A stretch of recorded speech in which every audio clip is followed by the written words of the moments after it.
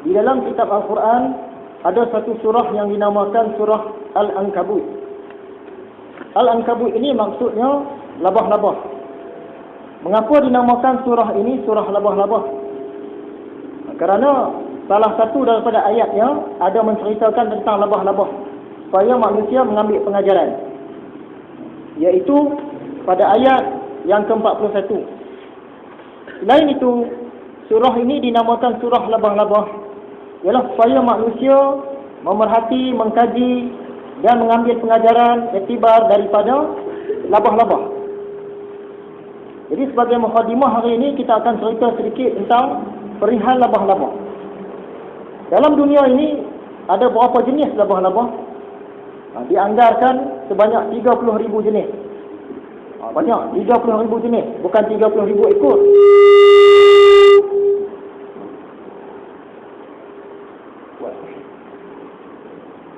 Nah, 30,000 sisip.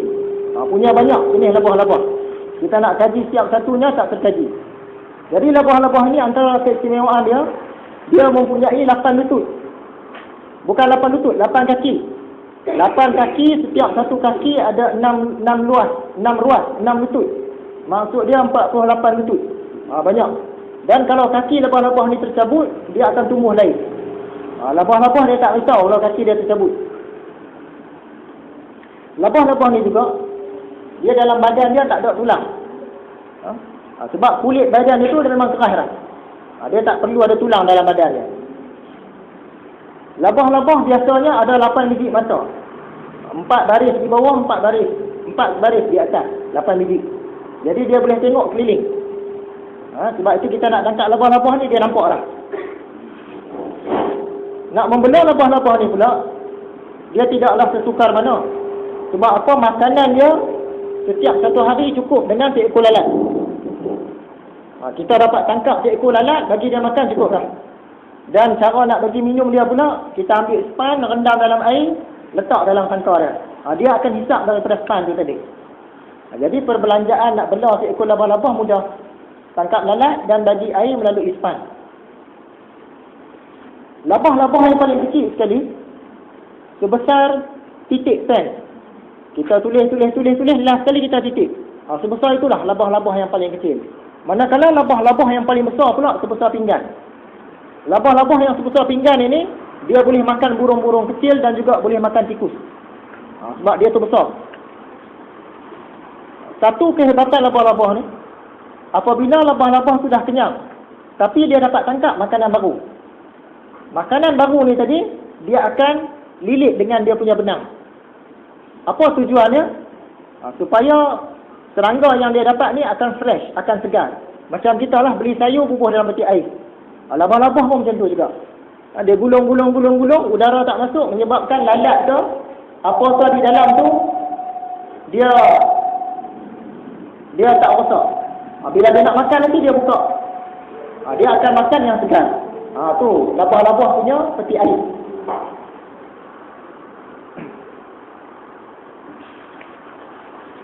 Jadi labah-labah ni biasanya yang betina dia besar daripada yang jantan.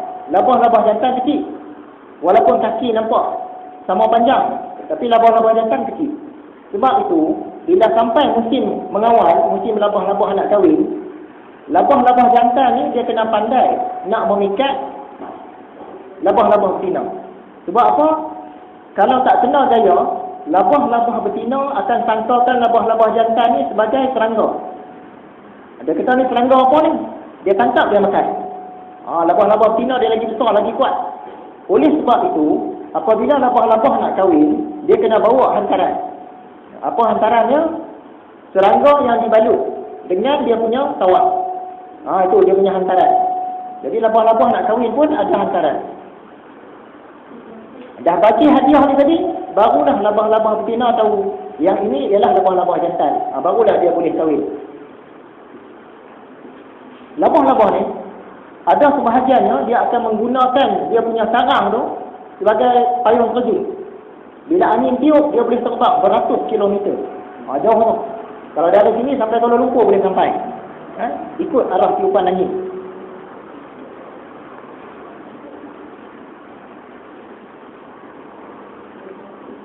Okay, katakanlah dibuat satu besi. Besi ini setebal benang labah-labah. Yang mana yang lebih kuat? Besi kau lebih kuat, benang labah-labah kau lebih kuat. Jawapan dia, kuat bagi benang labah-labah. 3 kali ganda lebih kuat daripada besi. Kalau sama-sama besar. Menunjukkan sarang labah-labah ni memang kuat. Begitulah serba ringkasnya cerita tentang labah-labah. Sekarang kita nak masuk bahagian cerita labah-labah yang ngeri sikit. Ni bahagian ngeri. Macam mana kata ngeri ni? Nak cerita pengorbanan ibu. Ada sejenis labah-labah yang betina. Masa dia nak melahirkan anak, nak menetaskan anak-anak dia, dia akan makan banyak-banyak. Dia makan sampai badan dia jadi gemuk, jadi besar. Kemudian dia akan duduk dalam lubang dan dia akan tetaskan telur-telur dia. Dia tak keluar cari makan. Apabila anak dia lahir tu beribu anak dia. Anak-anak dia nak cari makan di mana? Ini kata pengorbanan ibu. Anak dia yang beratus yang beribu ni tadi akan makan badan mak dia. Mak dia makan bagi kenyang dari itu, bagi besar dari itu, nak bagi anak dia makan. Jadi mak dia memang kena mati ya. Dia mati sebab anak dia yang beratus-ratus tadi ni. Itu memang citaran hidup dia. Ada sejenis labah-labah macam tu. Pengorbanan ibu. Kita pun masa kecil-kecil mak kita macam tu lah. Kan ada lah jiran ke bagi pisang goreng dua potong, dia simpan kat kita. Kita tanya mak makan lah. Dah makan. Padahal dia tak makan lagi.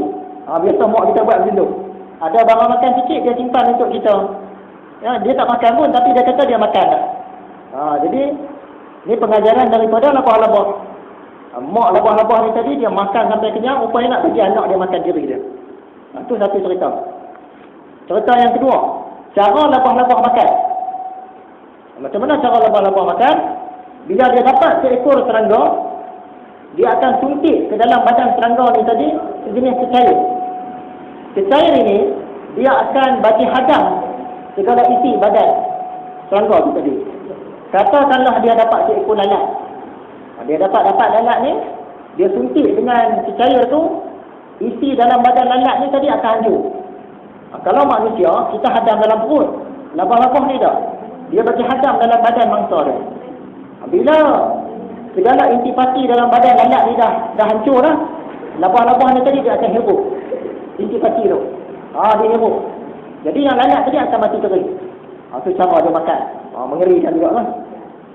Dan akhirnya, cara labah-labah memerangkap mangsa. Yang pertama, labah-labah ni dia ada racun. Dia ketik mati. Kalau labah-labah tarantula yang berbelang tu, dia ketik kita pun mati. Yang kedua, dia buat sarang.